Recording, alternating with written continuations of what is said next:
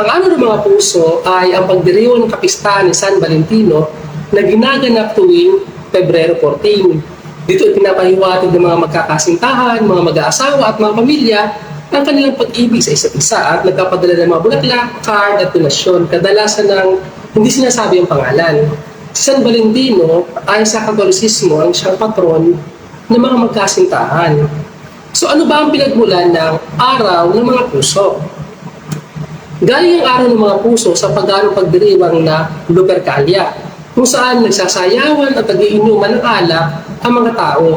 Noong taong 496, iniutos si Santo Papa Gelasius I na gawing Kristiyanong ritual ang pagdiriwang, kaya binigyan ito ng bagong pangalan, ang Valentine's Day, bilang pagpupugay sa patron nito, si San Valentin. So, tatlong San Valentin na nabuhay noong panahon iyon. Ang mga ito ay isang pari ng Roma, isang obispo ng Interamna, Interni, isang martir sa isang lalagili ng Roma sa Africa. Yung tatlong yon.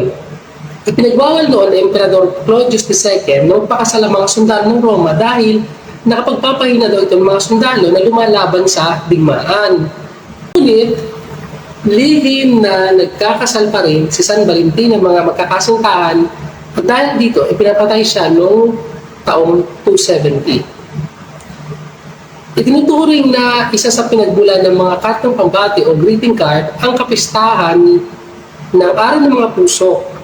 Sa pagdiriwang ng Lupercalia sa Roma tuwing Pebrero 15, nakaugalian ng mga sinaunang mga batang kalalakihan ng pagsusulat ng mga pangalan ng mga batang babaihan sa mga malalaking urno o florera, kung saan nagiging kapareha ng isang batang babae ang batang lalaki sa panahon ng festival. Upang magkaroon ng Kristiyanong kahulugan at mukha ang paganong selebrasyon, nilipat ng Simbahang Katolika ang araw ng mga puso mula February 15 patungong February 14, ang araw kung kailan naging martir ang santo at parang si Valentino. Lumitaw ang mga unang papel na pambating tarheta o yung greeting cards magmula noong mga ika-16 na taon na naglalaman ng mga tula ng pagmamahal at mga ginuhit ng larawan ni Cupido, ang Diyos ng pag-ibig.